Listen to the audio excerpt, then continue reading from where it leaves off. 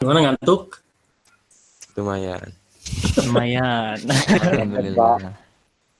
Ya, ini waktunya ya, nggak ada lagi ya, nggak apa-apa lah. Karena Jumat diisi dengan bimbingan TA ya. Nah, harusnya bimbingan TA sih nggak usah seminggu sekali ya, kan apa namanya, nggak harus selalu tiap minggu ya kalau bimbingan TA ya, nggak apa-apa lah, udah disiapin. Baik teman-teman, kita mulai aja ya materinya hari ini tentang keamanan data ya. Nanti keamanan data ada dua, yang pertama steganografi, kemudian yang kedua adalah kriptografi. Nah, untuk pertemuan hari ini kita akan bahas tentang steganografi ya. Baik. Oke, ini untuk pengantarnya dulu. Jadi ini menyangkut pesan ya, menyangkut pesan. Jadi nanti sebelum ke jaringan, kita mulai dari yang sifatnya data. Ya, data nanti ke sistem, sistem baru jaringan ya. Yang data ada dua ya, pembahasannya tentang steganografi dan kriptografi.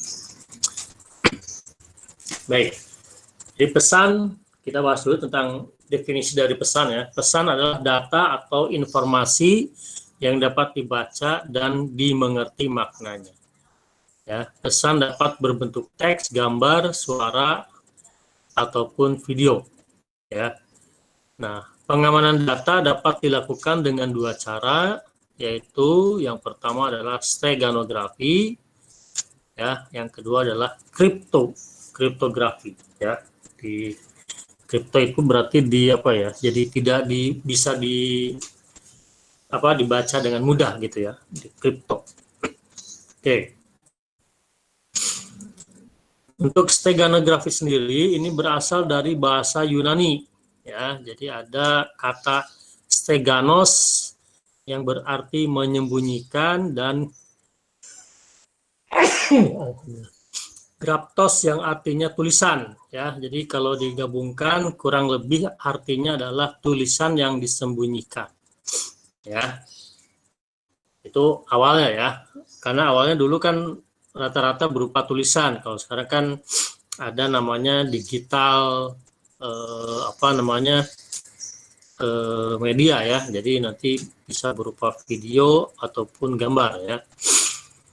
Baik, pengamanan dengan menggunakan steganografi membuat seolah-olah pesan rahasia tidak ada atau tidak nampak. Ya, padahal pesan tersebut sebetulnya ada, hanya saja kita tidak sadar bahwa ada pesan tersebut di sana. Ya. Ya, jadi ingat steganografi diambil dari bahasa Yunani ya, bukan Latin, bukan Inggris, ya, bukan Romawi, tapi Yunani. Ya. Yang pertama, jadi ini gabungan dua kata ya. Pertamanya steganos, yang kedua graptos.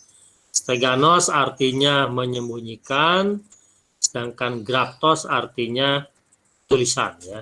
Grap. Ya. Oke, ini contoh penggunaannya. Ya, jadi ada beberapa cerita mulai dari zaman Yunani kuno ya. Nah, ini contoh nih misalnya di zaman perang antara Yunani dan Persia. Ini nggak tahu benar enggaknya ya. Ini nama cerita dari, saya nggak ambil dari yang lain ya.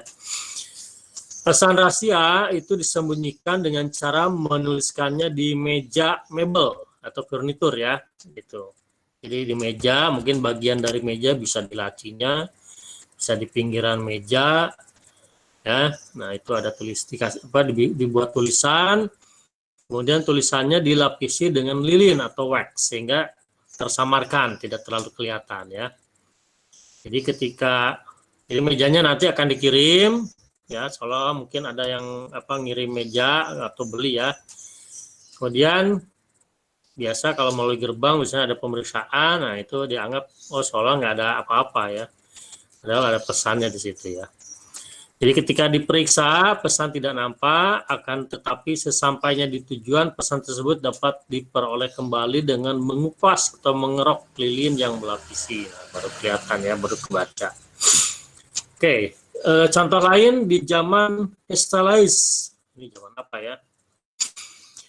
Pesan disembunyikan dengan cara membuat tato di kepala seorang budak yang telah digundulin. Aduh, kasihan banget ya. Nah, itu zaman dulu kan banyak masih ada perbudakan, jadi ya mau nggak mau dia nerima aja namanya budak ya.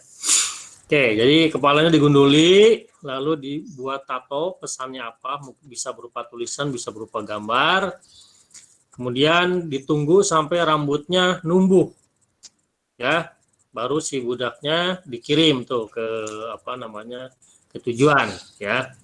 Jadi ketika melewati penjagaan, ya tapi kalau nggak ngeh ya, kalau mungkin awal-awal kan orang nggak ngeh, ternyata apa pesannya ada di kepala ya. Tapi kalau sudah satu ketangkep ya nanti kepala bisa di apa namanya bisa diperiksa juga ya. Jadi ketika diperiksa pintu gerbang ya dia nggak bawa apa-apa, padahal pesannya ada di kepalanya ya. Sesampainya di tujuan baru sang budak dicukur rambutnya oleh sang penebusan untuk dibaca pesannya ya. Nah, itu kira-kira begitu ya. Ini contoh. Itu contoh di zaman dulu ya, zaman Yunani, zaman perang. Ini memang biasanya pesan-pesan rahasia itu kan kalau digunakan di ketika saat perang ya biasanya ya. Kalau waktu damai mungkin nggak terlalu banyak ya, nggak terlalu banyak digunakan.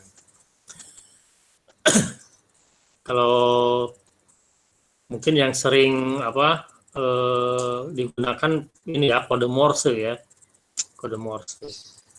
Nah itu yang ikut pramuka ada semapur juga ya, itu kan kode juga sebetulnya ya. Baik, berikutnya pesan rahasia dapat juga dikirimkan dengan mengirim surat pembaca ke sebuah surat kabar ya. Jadi kita kirim surat pembaca, nah nanti pesannya di situ ya. Jadi setiap huruf awal setiap kalimat atau juga setiap kata nanti tergantung yang buat ya, membentuk pesan yang ingin diberikan ya. Cara lain adalah dengan membuat puisi di mana huruf awal dari setiap baris membentuk kata-kata pesan sesungguhnya. Nah, bisa juga ya, banyak cara. Hal yang sama dapat dilakukan dengan membuat urutan gambar buah, di mana pesan tersebut merupakan gabungan dari huruf awal dari nama buah tersebut. Ya, jadi banyak macam. Oke, ada lagi. Ini saya sebenarnya udah nyari ya, tapi saya nggak lihat tuh mungkin di halaman dalamnya ya. Kalau di sampul muka saya nggak lihat ada pesan ya. Pengarang Dan Brown ya dalam buku novelnya yang berjudul The Da Vinci Code memberikan pesan di sampul bukunya dengan membuat beberapa huruf dalam cetakan tebal. Nah, jika disatukan huruf-huruf yang ditulis dalam cetakan tebal tersebut membuat berita yang dimaksud. Ya.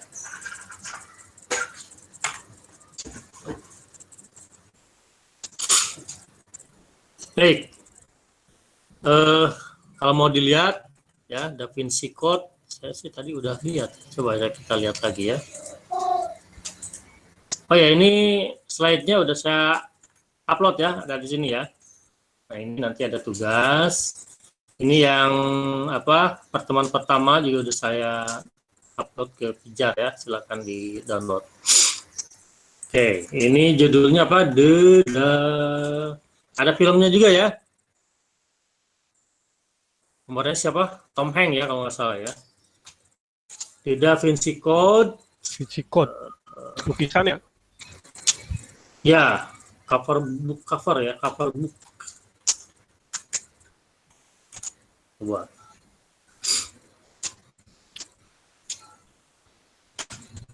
Oh, mana ada nggak kira-kira tulisannya? Saya lihat ya. Ya, mungkin di bagian dalam ya. Kalau di beda-beda. Kayaknya nggak ada ya. Oke. Baik.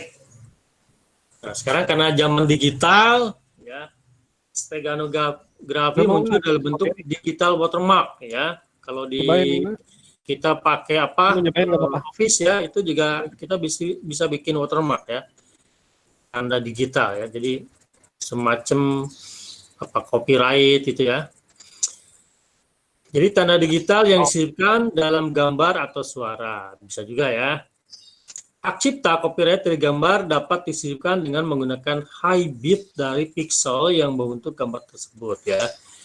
Jadi gambarnya tetap tidak ada perbedaan ya, karena kemampuan atau lebih tepatnya ketidakmampuan mata manusia yang tidak dapat membedakan 1 bit saja. Ya, akan tetapi sebenarnya mengandung pesan-pesan tertentu. Oke. Steganografi juga muncul dalam aplikasi digital audio nih. Kalau yang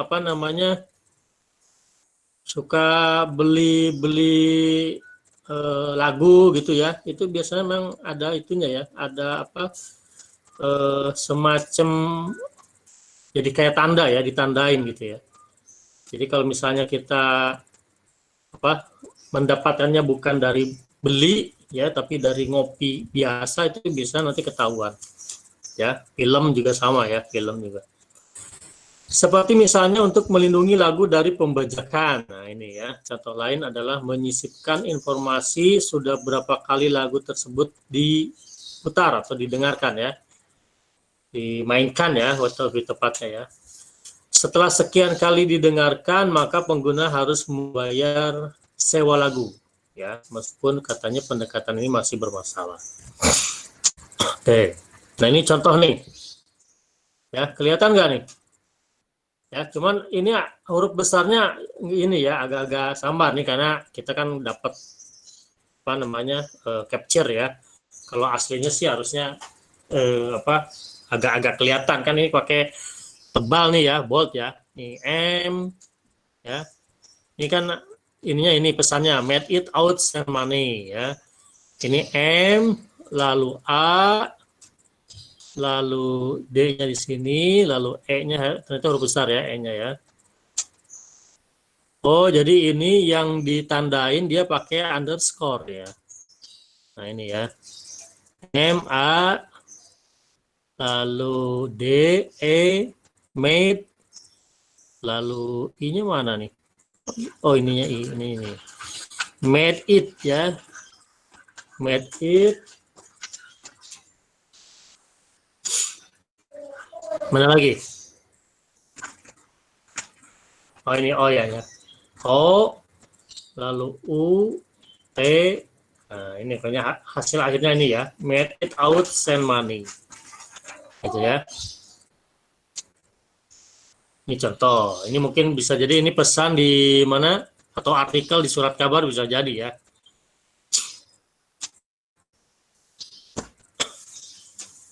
Oke, ini contoh lain ya. Apa nih? Bible ya. Code, Bible code ya. Dari bawah tuh bacanya ya. Bible code. CODE ya, yang merahnya Bible, yang birunya code. Oke. Kemudian ini dia akan terlihat pesannya kalau di center, diterangin ya, pakai center atau pakai lampu ya. Gitu. Banyak cara ya. Oke. Jadi ini saya nggak banyak ini ya, ini cuma sedikit. Oke, istilah dalam steganografi ya, ada yang disebut dengan carrier file ya, file yang berisi pesan rahasia ya. Jadi file pembawanya, file utamanya ya. Kemudian stegan harusnya ini stegan analisis ya. Ini stega analisis, oh ya, stega analisis. Jadi A-nya 1 ya. Atau steg analisis gitu ya, steg analisis, proses untuk mendeteksi keberadaan pesan rahasia dalam satu file ya. Jadi prosesnya atau tindakannya disebut steg analisis. Lalu ada stego medium, media yang digunakan untuk membawa pesan rahasia ya. Lalu ada yang disebut redundant bits, sebagian informasi yang terdapat di dalam file yang jika dihilangkan tidak akan menimbulkan kerusakan yang signifikan. setidaknya bagi indera manusia. Ya. Lalu ada payload. Payload itu informasi yang akan disembunyikannya disebutnya payload ya. Oke, berikutnya software-softwarenya ya. Jadi ada platformnya bisa Windows, bisa Linux. Ya, di Windows ada yang namanya Stego. Di Linux sendiri ada yang namanya StegHide, ada Stego Suite. Kemudian ada Stego Share, ini di multiplatform ya, di Windows bisa, di Linux bisa. Ada OpenStego, ini di Linux juga. Lalu ada Anubis, OpenPath, DeepSound, lalu ada MP3 Stego. Ya, nanti ini bisa dilihat di ini nih ya. Coba kita lihat.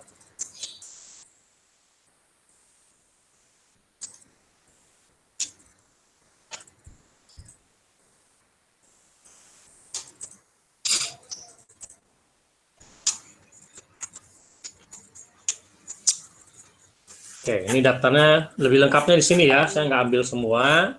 Jadi nanti ada apa aja yang bisa disisipkan ya. Di sini misalnya contoh Anubis nih, Anubis. Ya. Jadi dia hanya bisa image file ya. Jadi gambar dan formatnya hanya bisa BMP dan JPEG. Ya. Kemudian yang agak lengkap ini nih, Darkcrypt PC. Ya, dia bisa image, bisa audio, bisa juga dokumen, bahkan ada exe, DLN dan sebagainya ya, yang nggak bisa video. Kemudian yang lebih lengkap lagi OpenPath nih, ya. OpenPath bisa gambar, juga yang didukungnya udah banyak, ada BMP, JPEG, PNG, TGA, audionya bisa MP3 dan WAV, lalu ada ini untuk yang video ya, dan juga ada dokumen. Oke. Silakan ada yang ditanyakan ya. Nah, nanti ada tugas, tapi kayaknya tugasnya mau saya ganti nih ya. Setelah melihat OpenPath ya, coba dulu OpenPath dulu ya. Coba saya ganti OpenPath ya. Tadinya saya pikir mau itu ya, mau StegHide karena sudah ada di Ubuntu biar gampang ya. Tapi StegHide ini mana StegHide? Dia cuman bisa dua macam ya, gambar dan audio ya. Tapi kalau OpenPath bisa banyak nih, coba saya lihat dulu OpenPath ya. OpenPath ini dia bisa di apa ya? Kalau bisa di Linux sih boleh nih.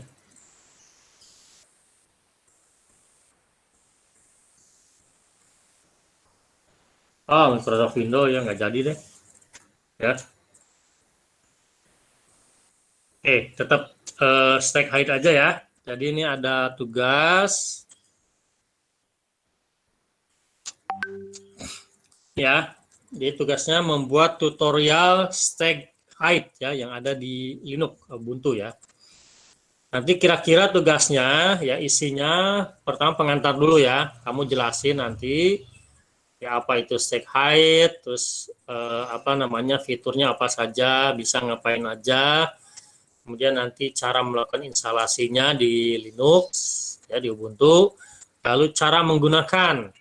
Nah, cara menggunakannya gimana? Kamu bikin contoh ya, contoh. Nah, kalau kita lihat di sini dia tadi StegHide ini bisa dua macam ya. Bisa gambar dan audio. Nah, silakan dicoba tuh. Ya. Nah, boleh salah satu aja nih. Mau gambar atau audio, silakan. Ya. Jadi saya udah buat untuk uploadnya di mana uploadnya ada di sini. Nah, ya. Tugas 1 nih. Ya, tuh. Jadi silahkan diketik pakai, karena kita pakainya Ubuntu kan berarti LibreOffice Writer ya. Tapi nanti silahkan disimpan ke dalam format PDF. Ya. Jadi yang diuploadnya adalah format PDF. Ya. Siap. Oke, ingat nih, kasih nama ini, tugas 1, keamanan sistem dan jaringan, diikuti nama Mas Santri. Ya, dari nama Mas Santrinya silahkan diganti dengan nama masing-masing. Ya, jangan salah lagi nih, ada peringatannya nih, nama file yang tidak mengikuti ketentuan akan dikurangi nilainya. Ya, yang saya nak DW itu, sering kan? Ya, nanti saya kurangi nih. Terus jangan copy paste temennya, jangan nyontek. Nyontek saya kasih 0 nih. Saya bold nih, lihat nih. Ya, ini peringatannya udah peringatan keras. Keras. Ya. Garis keras. Ini bukan saya buktikan nih, baru terindikasi aja ini udah saya kasih 0 ini. Hati-hati. Tanda seru 3 lagi. Ya. Gambar tanda seru Saya 3. kesel banget kalau lihat ini sama semua. Ya. Oke, jadi silahkan boleh langsung sekarang, atau saya giniin ya. Saya bedain nilainya ya. Kalau sampai setengah 3, ini saya kasih sih sampai hari Senin ya. Batas deadline-nya Senin. Tapi saya akan bedakan nilainya nih. Kalau ada yang bisa mengumpulkan, berarti sampai setengah 3 ya. Sampai setengah 3 kan kita sampai setengah 3 nih. Ya, berarti masih ada waktu 1 jam. Sanggup nggak 1 jam? Ya, dicoba dulu, Pak. Hah? Coba dulu, Pak. Tapi kalau enggak ya udahlah, biasa aja kalau udah deh. Biasa lah, Pak. Saya nggak Biasa, Pak. yakin juga. Biasa, Pak. Lapar. Ya udahlah kalau gitu biasa aja ya. Jadi nanti deadline-nya ini hari Senin. Jam 12 kurang 1 menit. Ya. Ya, jangan lupa ya yang diupload yang PDF-nya. Ya, yang PDF. Kemudian nggak ada batas halaman ya. Silakan aja. Lebih detail tahapan tutorialnya ya lebih bagus nanti nilainya. Ya. Siap. Biar kalian belajar juga bikin dokumentasi tutorial gitu ya. Udah harus mulai bisa. Oke, kira-kira itu ya untuk steganografi. Kalau dulu sih biasanya saya langsung teorinya 2 tuh sama kripto, tapi saya pisahin aja deh. Ya, kripto nanti aja pekan depan. Ya. Siap. Oke, jadi harusnya sih nggak terlalu susah ya. Ini tinggal nanti soalnya ada ya aplikasinya udah aplikasi biasa ya. Nanti tinggal disisipkan filenya apa yang mau disisipkan, dimasukkan ya. Udah nanti ya seperti file biasa sih kelihatannya ya. Oh ya. Ada yang tanya dulu untuk ini maupun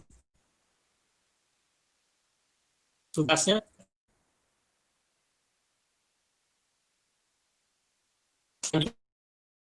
Ya.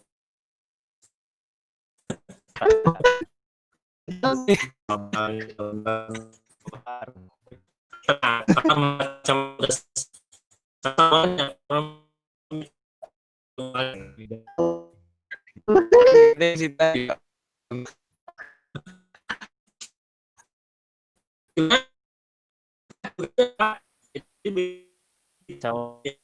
Pak. Jangan negosiasi. Soalnya